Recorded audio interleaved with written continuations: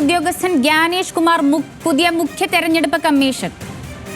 രാഹുൽ ഗാന്ധിയുടെ എതിർപ്പ് പരിഗണിക്കാതെയാണ് നിയമനം. എതിർപ്പ് വ്യക്തിപരമല്ലെന്ന് പ്രതിപക്ഷ നേതാവ്. വിവരങ്ങളുമായി ഡൽഹിയിൽ നിന്ന് ശരത് ലാലാണ് ചേരുന്നത്. ശരത് ലാൽ, എന്തൊക്കെയാണ് വിശദാംശങ്ങൾ? ഇന്ന് വളരെ ഡിസ്കഷനിൽ കൂടി, വളരെ ചർച്ചയിൽ കൂടിയാണ് ഇത് സംബന്ധിച്ച ഒരു തീരുമാനത്തിൽ എത്തിയിരിക്കുന്നത്.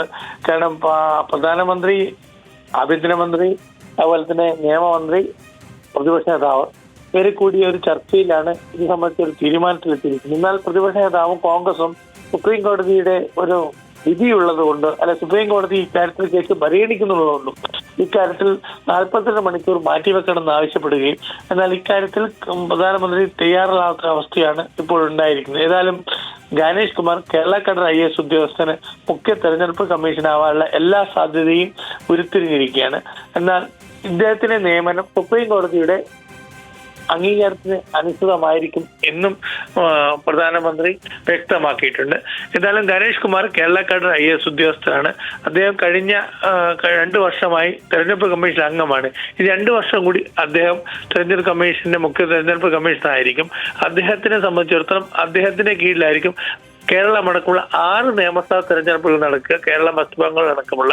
ഏതായാലും ഗണേഷ് കുമാറിന്റെ പേരില് മുഖ്യമന്ത്രി, പ്രധാനമന്ത്രിയും, അതേപോലെ തന്നെ ആഭ്യന്തരമന്ത്രി, അതേപോലെ തന്നെ എല്ലാ ആൾക്കാരും അതിൽ യോഗത്തിൽ പങ്കെടുത്ത 3 പേരും അദ്ദേഹത്തിന്റെ പേരാണ് വ്യക്തമാക്കിയിരിക്കുന്നത്. എന്നാൽ അദ്ദേഹത്തിന്റെ ോടുള്ള എതിർപ്പ് പ്രതിപക്ഷ നേതാവ് അതായത് പ്രതിപക്ഷ നേതാവ് പ്രകടിപ്പിച്ചത് വ്യക്തിപരമല്ല. പക്ഷെ കോൺഗ്രസ് സംബന്ധിച്ചിടത്തോളം ഇത് 48 മണിക്കൂർ മാറ്റിവെക്കണം, സുപ്രീം കോടതിയുടെ വിധി അനുസരിച്ചായിരിക്കണം നിയമനം എന്നാണ് വ്യക്തമായിരിക്കുന്നത്. കേന്ദ്ര സർക്കാർ പറഞ്ഞിരിക്കുന്നത് ഇന്ന് മുഖ്യ തെരഞ്ഞെടുപ്പ് കമ്മീഷൻ വിരമിക്കുകയാണ്. അതുകൊണ്ട് തന്നെ എത്രയും പെട്ടെന്ന് മുഖ്യ തെരഞ്ഞെടുപ്പ് കമ്മീഷനെ നിയമിക്കണം. നിയമിച്ച കാര്യങ്ങളൊക്കെ സുപ്രീം കോടതി അത് സംബന്ധിച്ച തീരുമാനങ്ങൾ പിന്നോട്ട് വരട്ടെ എന്നാണ് കേന്ദ്ര സർക്കാർ നിലപാട്.